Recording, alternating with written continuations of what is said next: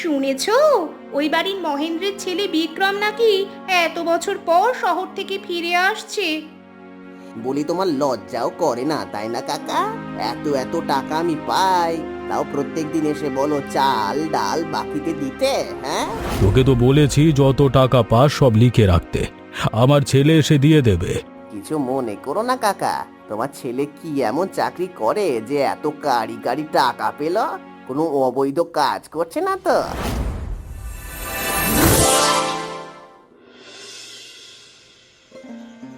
কি গো, সে কখন থেকে দেখছি মাথায় হাত দিয়ে একইভাবে বসে আছো।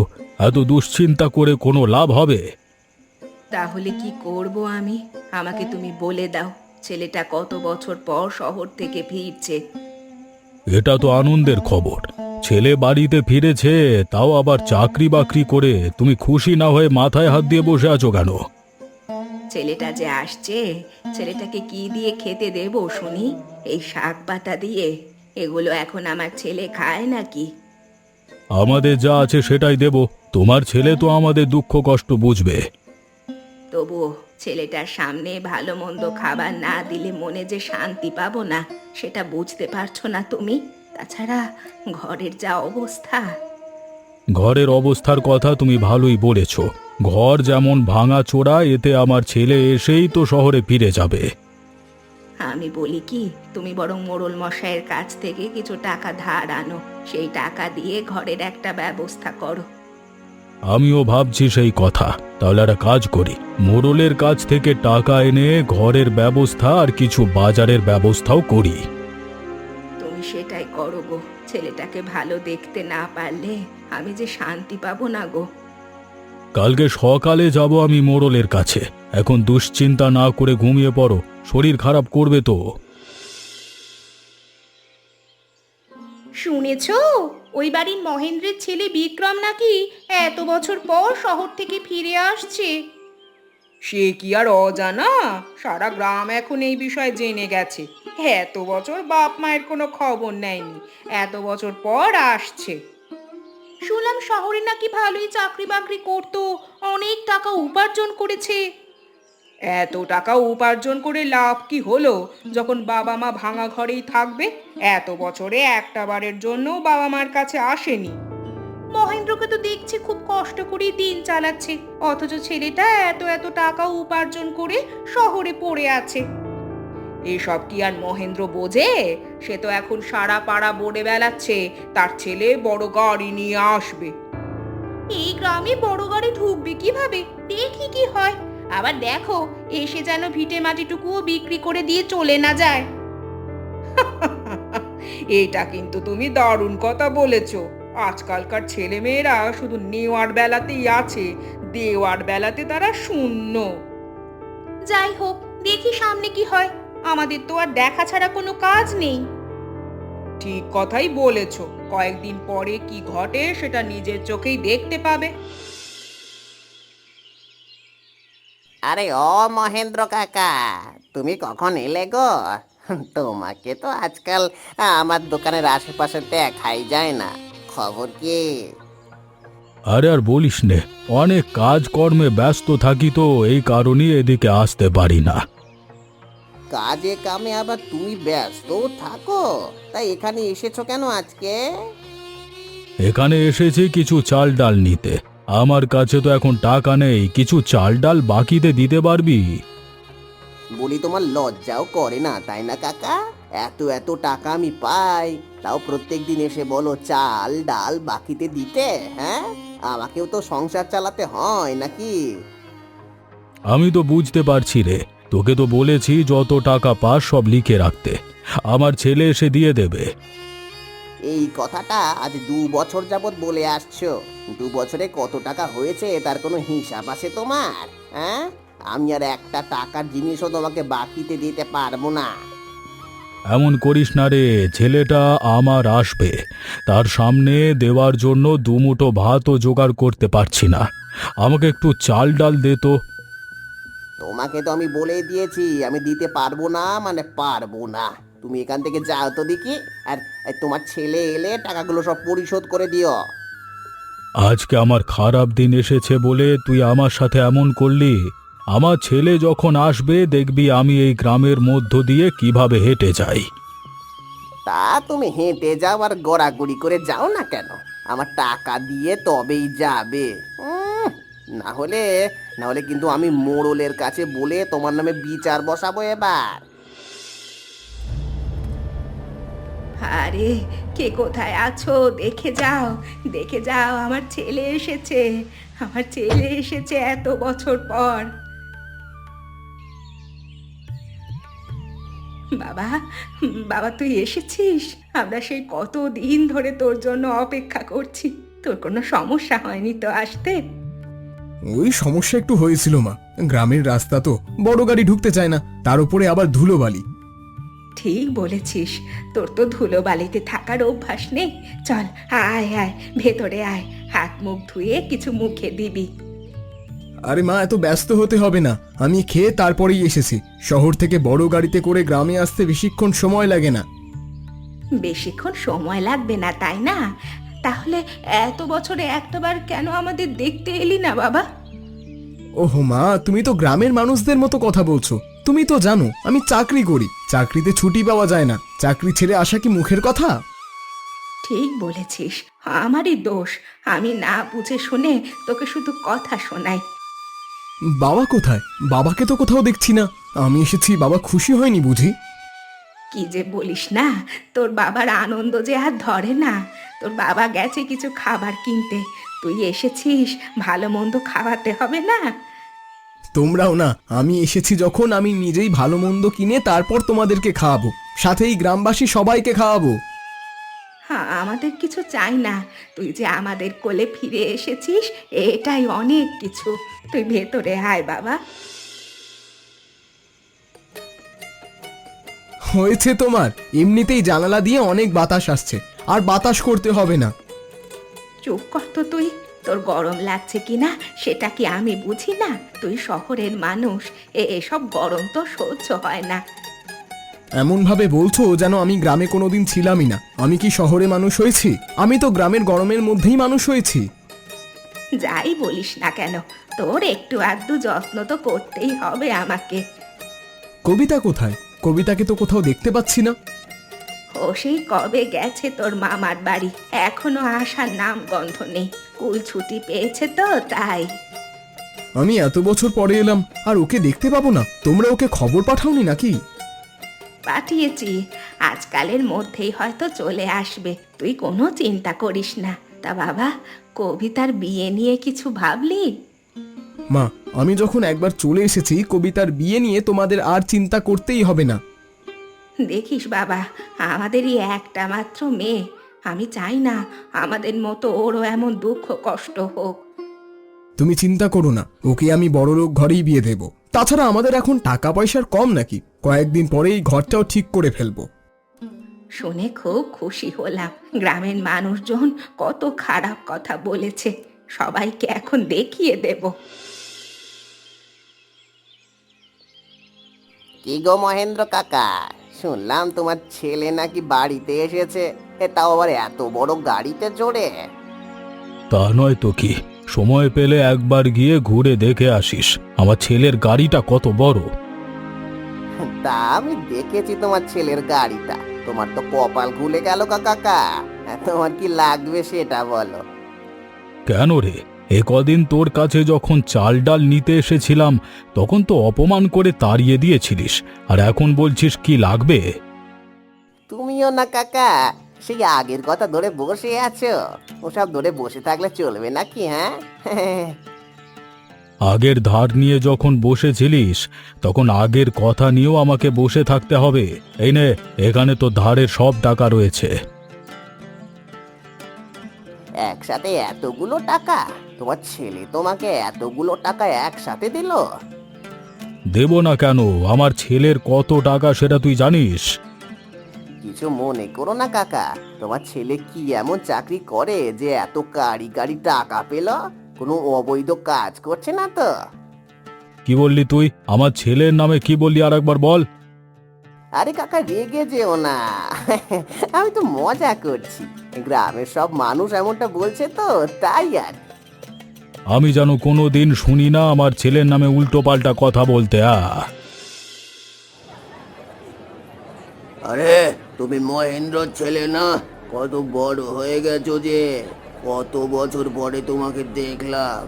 এখন তো দেখি সাহেব হয়ে গেছো। হ্যাঁ কাকা, আসলে শহরে থাকি তো তাই আর কি। গ্রামের মানুষদের মতো তো আর থাকা যায় না শহরে। তা অবশ্য ঠিক কথাই বলেছো, যে যেখানে থাকে সেখানকার বেশভূষায় ধরতে হয়। তা তুমি বলো কত কেজি মাংস নেবে? দাও তুমি 15 থেকে 20 কেজি মাংস, টাটকা মাংস দিতে হবে কিন্তু। এত মাংস? একসাথে এত মাংস নিয়ে তুমি কি করবে? বাড়িতে বিয়ের অনুষ্ঠান নাকি? তুমি বিয়ে করছো? আরে কাকা না, বিয়ে করলে তো তোমরা সবাই নেমন্তন্ন পাবেই। আসলে আমাদের বাড়িতে এত বছর পরে আমি এসেছি তো, তাই নেমন্তন্ন করে গ্রামবাসীদের খাওয়াবো। বাহ বাহ, তুমি তো বেশ ভালো ছেলে। গ্রামে এসে গ্রামবাসীদের নেমন্তন্ন করে খাওয়াচ্ছ।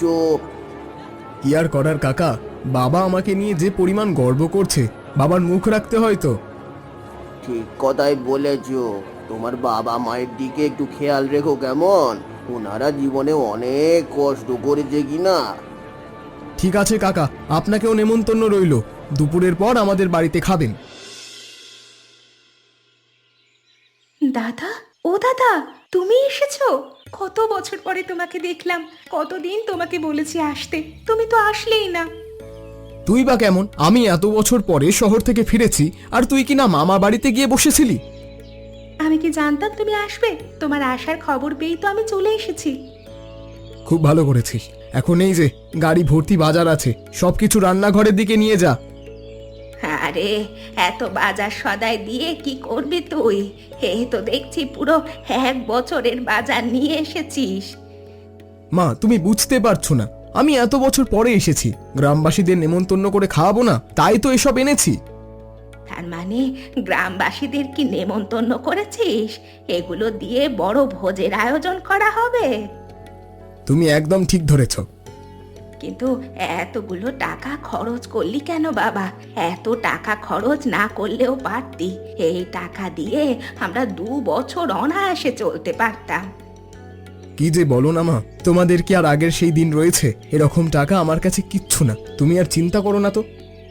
ঠিক আছে, তুই যখন নিয়েই এসেছিস আর সবাইকে নেমন্তন্ন করেছিস, আমরা তো আর না করতে পারি না। ঠিক বলেছ, তোমরা রান্নার আয়োজন করো, দুপুর নাগাদ সবাই কিন্তু চলে আসবে।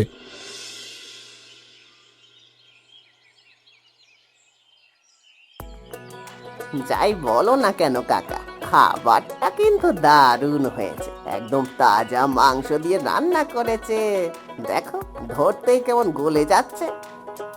দেখতে হবে না কার দোকানের মাংস, আমি নিজের হাতে কেটে তারপরে এই মাংস দিয়েছি।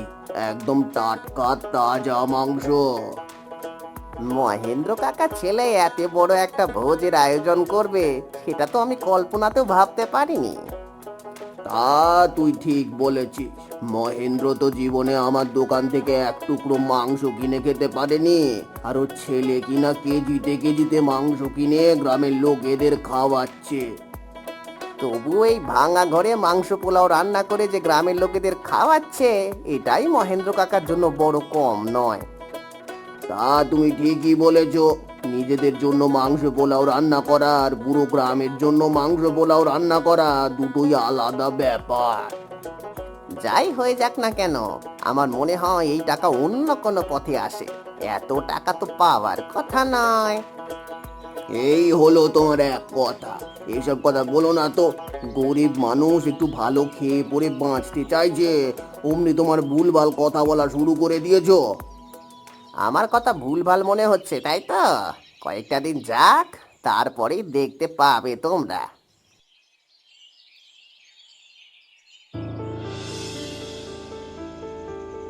আনন্দ, তুমি ঠিকঠাক খবর এনেছো তো? বিক্রম এই বাড়িতেই আছে? যদি এই বাড়িতে না থাকে তাহলে কিন্তু উল্টে কেলেঙ্কারি হয়ে যাবে। আমি ঠিক খবর এনেছি, একদম পাক্কা খবর। আমি নিজে ওকে দুপুরবেলায় এ বাড়িতে ভোজের আয়োজন করতে দেখেছি। কিন্তু ও তোমাকে দেখে ফেলেনি তো? দেখে ফেললে কিন্তু ও ওখান থেকে পালিয়ে যাবে। ওকে আর ধরা সম্ভব হবে না। একদম নয়, আমি চাদর মুড়ি দিয়ে তবেই ওই ভিড়ের মধ্যে গিয়ে দেখে এসেছি। আমি তো জানিও কেমন লোক। বেচারা ভেবেছিল এখানে এসে লুকিয়ে থাকলে ওকে কেউ ধরতে পারবে না, কিন্তু আমাদের হাত থেকে বাঁচা এতটা সহজ নয়। আচ্ছা গোপালদা, ও ভাবলো কিভাবে যে আমাদের সাথে এতদিন কাজ করেও আমাদেরকে চিনতে পারলো না? আমাদের এই দল থেকে কেউ কখনো এভাবে পালিয়ে আসতে পারে না। সেটাই তো ওর একমাত্র ভুল। ও ভেবেছিল ও নিজেই চালাক, আমরা ওকে কোনোদিন ধরতে পারবো না। এখন বলো কবে ধরবে ওকে? ও এখান থেকে পালিয়ে যাওয়ার আগেই ওকে ধরতে হবে। এত রাতে যাওয়াটা ঠিক হবে না, গ্রামের দিক তো উল্টে বিপদ হয়ে যাবে। কালকে সকালে গিয়ে দেখতে হবে ব্যাপারখানা কি। ঠিক আছে, তাহলে তাই হবে।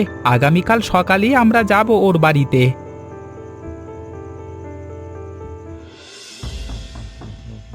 কিরে বিক্রম, তুই ভয় পেলি নাকি? বাইরে কি আছে? এভাবে দরজা বন্ধ করে দিলি কেন? না মা, কিছু না। অনেকদিন পরে গ্রামে এসেছি তো, তাই একটু ভয় লাগছে রাতের বেলায় বাইরে বের হতে। কি যে বলিস না তুই!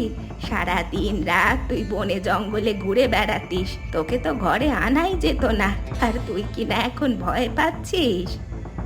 এগুলো তো সব অভ্যাসের ব্যাপার মা।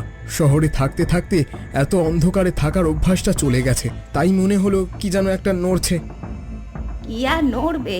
ওসব ভূত প্রেতের কথা মাথা থেকে ঝেড়ে ফেল, এসব এখন আর পাওয়া যায় না। ঠিক বলেছো মা, কিন্তু দরজাটা খোলার দরকার নেই। ভয় কমছে না আমার। দরজা বন্ধ করেই আমরা না হয় ভেতরে বসে থাকি। কি বলছিস তুই? এভাবে দরজা বন্ধ করে বসে থাকলে চলবে নাকি? বাইরের কাজকর্ম করতে হবে না?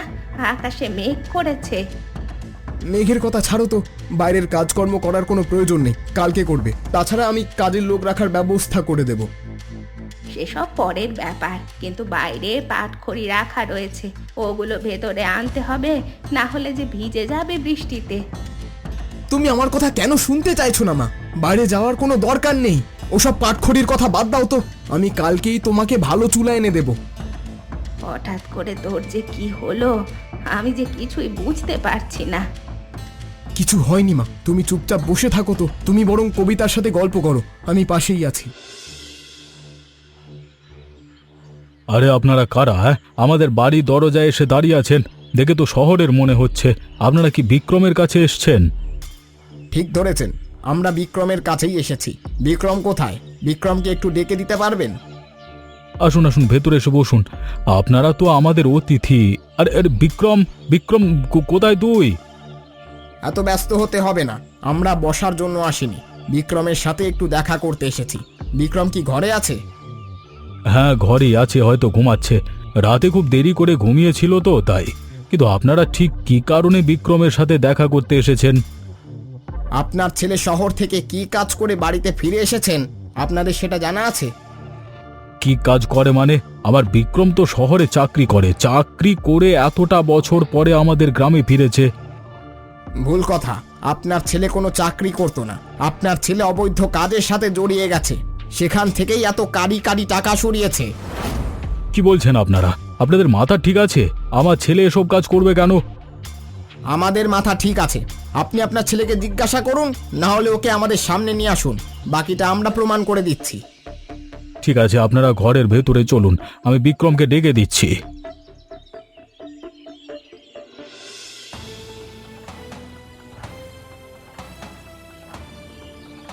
কোথায় যাচ্ছিস? এখানে সোজা হয়ে দাঁড়া। যে প্রশ্নগুলো করা হবে সে প্রশ্নগুলোর উত্তর দিবি। বাবা, আমার কাজ আছে, তুমি বুঝতে পারছো না, আমাকে যেতে হবে। কোথাও যেতে হবে না তোকে, এখানেই দাঁড়া। আপনাদের যা খুশি জিজ্ঞাসা করতে পারেন আপনারা। আমার ছেলে সব কিছু স্বীকার করবে। কি হলো বিক্রম? আমাদের টাকা পয়সা নিয়ে যখন পালিয়ে এসেছিলে তখন ধরা পড়ে যাবে সেটা নিশ্চয়ই ভাবোনি। কি বলছেন এসব? আমি কিছুই করিনি। আপনারা কারা? আপনাদেরকে আমি চিনি না। বিক্রম, আমি তোর বাবা হয়ে বলছি, তুই আমার দিব্যি লাগে। একটা মিথ্যে কথাও যেন তোর মুখ থেকে বের না হয়। এখনো কি চুপ করে থাকবে? কোনো কিছুই স্বীকার করবে না, তাই না? আমার ভুল হয়ে গেছে, আমাকে ক্ষমা করে দিন। আপনাদের সমস্ত টাকা আমি ফিরিয়ে দিচ্ছি। এতটা সহজ নয়। আমাদের টাকা তো আমরা নেবই, আর এর শাস্তি তোমাকে পেতেই হবে। তার মানে আমার ছেলে সত্যি অবৈধ কাজ করছিল এত বছর। ঠিক ধরেছেন, ও আমাদের টাকা মেরে পালিয়ে এসেছে। ওকে এখন আইনের হাতে আমরা তুলে দেব। বেশ, আমার ছেলে যখন অন্যায় করেছে, আমার ছেলেকে আইনের হাতে তুলে দেওয়াই উচিত কাজ হবে। ওকে তোমরা নিয়ে যাও। আমাকে ক্ষমা করুন, আমি তো বলছি সমস্ত টাকা দিয়ে দেব। আমাকে আইনের হাতে তুলে দেবেন না। বাবা, বাবা, বাবা, আমার একটা কথা শোনো বাবা। বাবা শোনো।